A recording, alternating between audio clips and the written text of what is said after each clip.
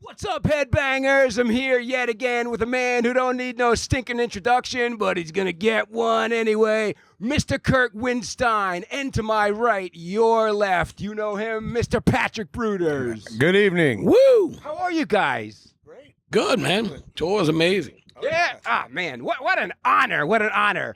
And we got Tommy walking in right now.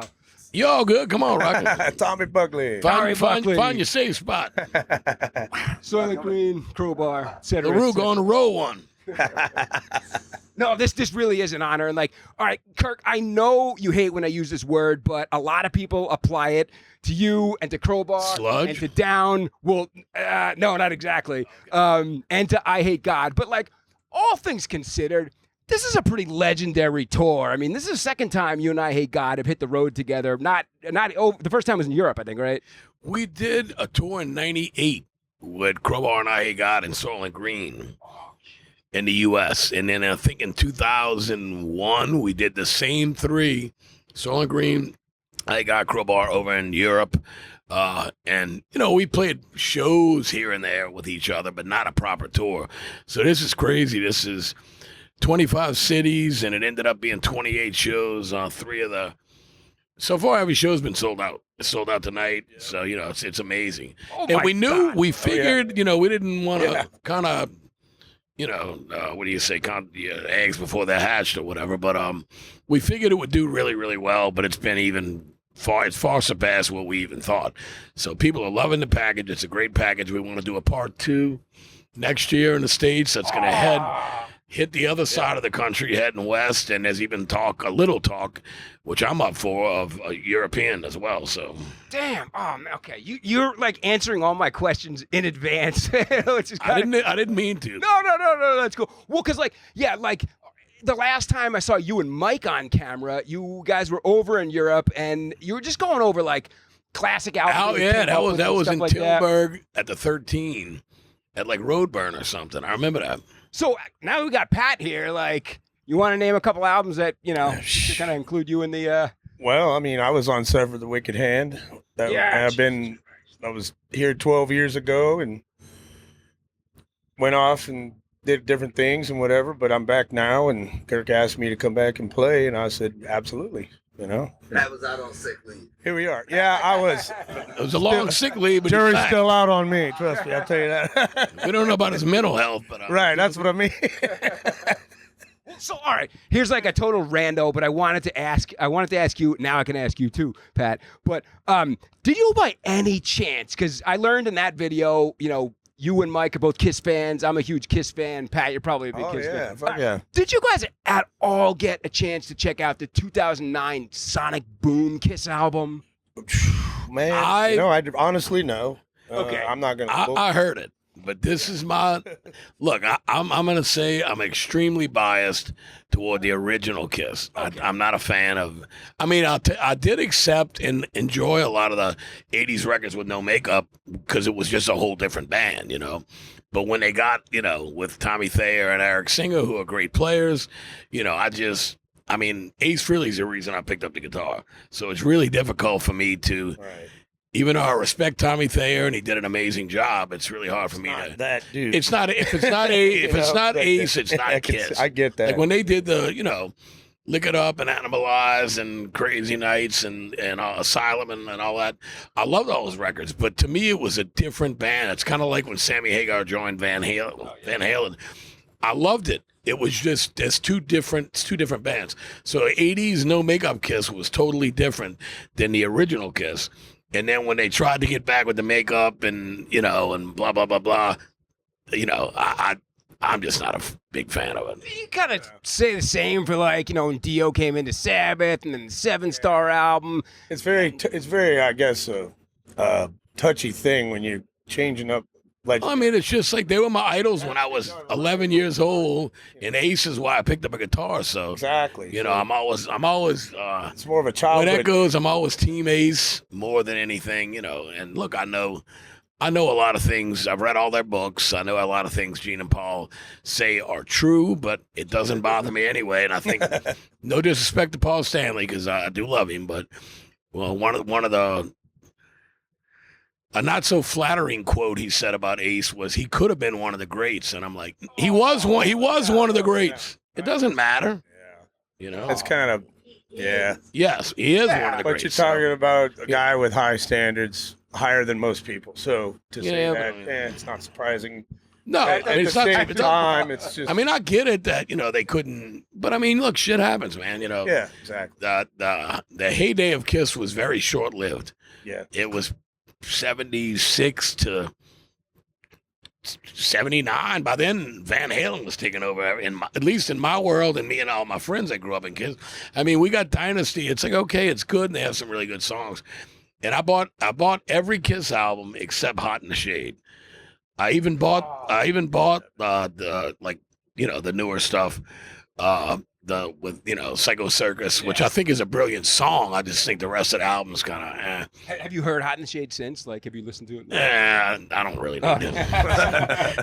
Well, because I was gonna, the reason I brought up Sonic Boom is because like people talked about Psycho Circus being like Destroyer meets Revenge, but honestly, like Sonic Boom is it's like Rock and Roll Over meets Revenge, and like it they did a really good job of making it sound, like the self-titled up until like Love Gun or something. So I don't know if you guys, the first song on it is probably my least favorite, but I promise you though, if you guys get a chance to check it out, there are a lot of bangers. In all honesty, I'll give it a spin. I didn't give it a real chance. Right. Yeah. When you go into something with your mind made up that you're not gonna like it, you're just not gonna like it. Okay. Yeah. So if I approach it all these years later with an open mind, it's like I may gotta like it, ease into it real slowly, So it might be something, I might dig some of it, but it could be that. Yeah.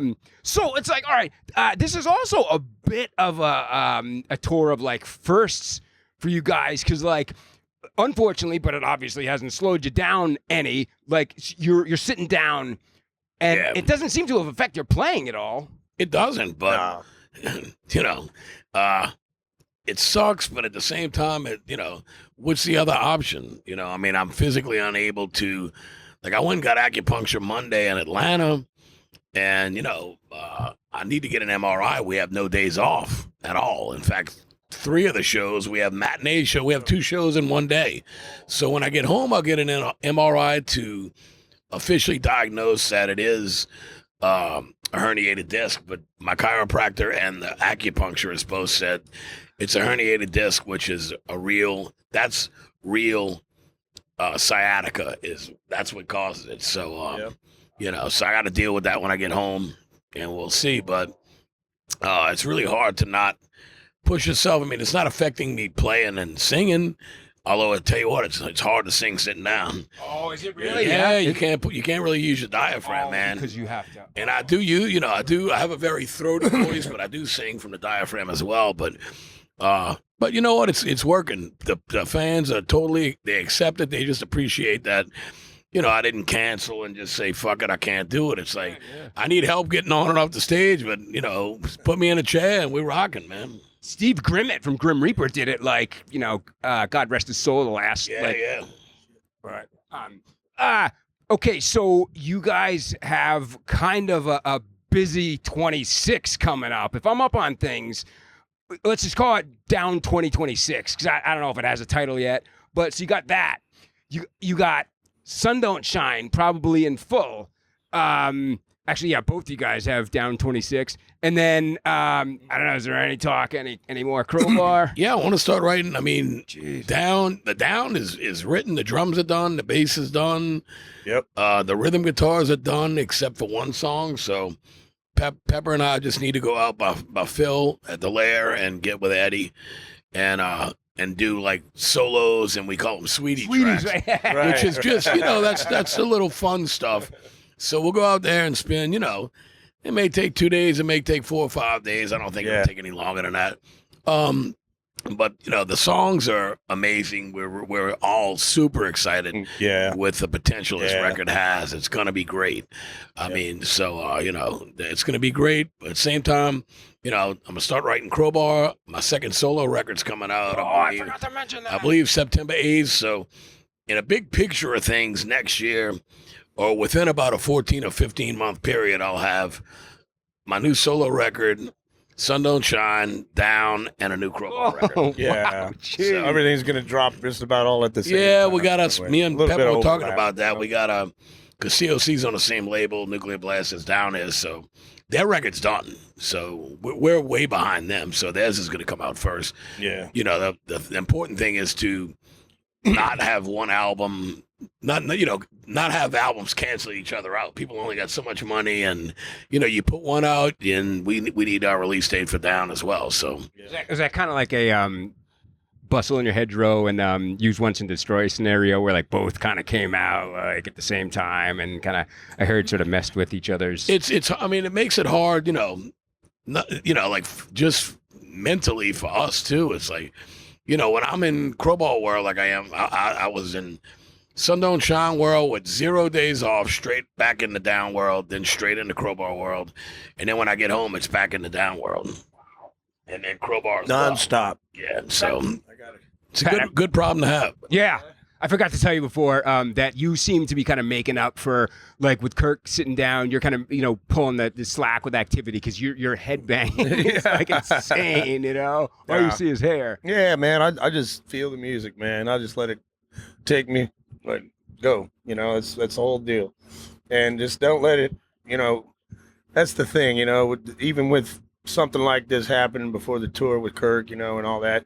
You got to still make it fun and interesting, as much as you can, and just that's the idea. Is just the whole thing is have fun with it, man. Make it cool, make it interesting, make an impact. I mean, when I'm singing and playing, I mean, I consider myself a guitar player and and all that stuff more than a singer.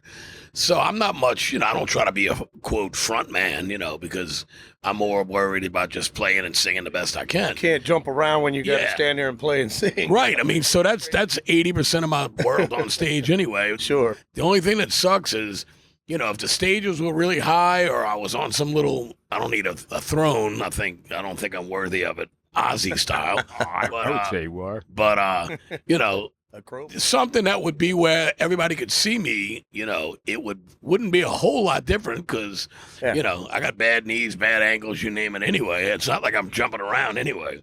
But, it's an inconvenience. But like I said, and a big thanks to the fans. Everybody's been super, super supportive of just me trying to tough it out and do all these fucking shows. Yeah. And it's working. And it's been very supportive out here. Yeah. Considering the situation.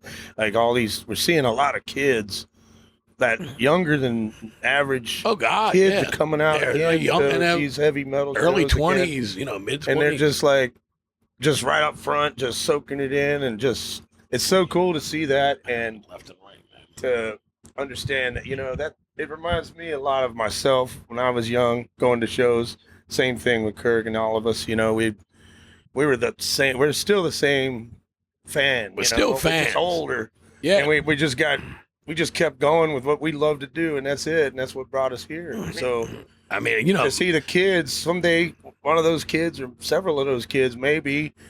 Yep, doing what we're doing. Exactly what we're doing, You guys really are the real deal. Inspirational, It's insane. I mean, if I could just say, like, from what I've witnessed these guys doing, like, just on multiple occasions now, you really are the definition of DIY. I mean, it doesn't get any more. Right. Crowbar and Down are both at this point. It ain't for everybody, I can tell you that. But it takes a lot of work. But like not many bands of your size are like doing it on their own. They're delegating it here, they're delegating it there. I mean, hell, I walked up. Tommy was like, he was doing some of the track, whatever that the pulls the stuff. Yeah. He was like, locking it up. So like that's oh yeah. Tommy right well, there. the thing with him, if anybody, you can't do it the way he wants. Yeah, it. he wants. He's a little very particular about how he. No he sets disrespect. up everything. In fact, nothing but respect. But he wants his shit done right with his drums, so we just leave it to him. But I mean, all three of these guys are really picked up. I can't help, and because of my situation, but I miss it because I'd give anything to be able to help right now. No, he's not. But I mean, on stage, it's like obviously Tommy's stuck behind a drum kit, but Pat and Matt have done a great job of really working the stage and taking it over because we got to step it up. Sitting there, you need to when the brother's down, and You got to help them up, man. And help them out. Yeah, Whatever makes the show happen. And that's it. Without that, we don't have a show. Good luck trying to play on stage without this dude. You know? And Crowbar. It's like, it ain't happening. What you need, Mama? You got to get in there. Oh yeah, no, yeah. You can come on in. Oh, I'll get him. I mean, you can come over here if you want, obviously, but I grab these here. Yeah. Awesome. There we go. Get your trotters, babe. Last question I have is, I saw a picture of Jimmy like playing some bongos. I don't know if there's stuff you can or can't give out about Down 2026, but is there any chance we may hear something like, let's just call it Doob Interlude Part 2 or something along those lines? Well, it's an acoustic thing. Yeah. Okay. Yeah, so, it's one of this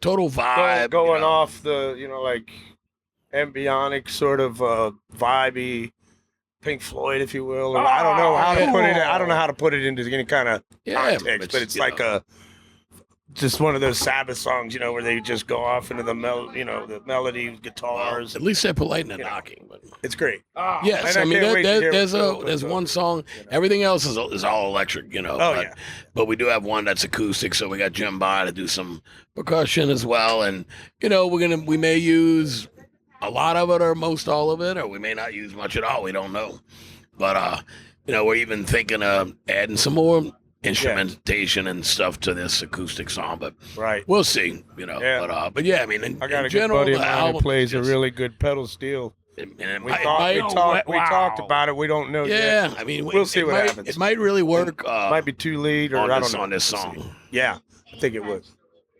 I'll take it, I guess. I don't take pills, but a patch, sure. Cream, sure. I cannot take, I used to be I go to the dentist, I give you Vicodin or Percocet or something like that. I used to love that stuff, but I just can't. No, you get a stomach changes with that shit over time. So. Get all nauseous. I mean, people are, I appreciate it offering me all the time, but I've never liked pain medication. I take anti-inflammatory shit. I take electrolytes and stuff. Right, but I mean, it's not my thing. I suck it up the best I can. Be like, hell yeah, you got any more? We're not. That's the problem. We're not doing that. No, we do our own. We got our own poison. Drink a I mean, I just drink some beers and suck it up and go for it and just try to rest. Keep hydrated the best I can and take all my vitamins and all that shit. And you guys managed to pull it off every single night. Somehow we land on our feet, man. Which is a great thing. Well, guys, even with all the chaos, Yeah, no, I guess so. Organized chaos, you might call it. Exactly. I didn't. It's the best.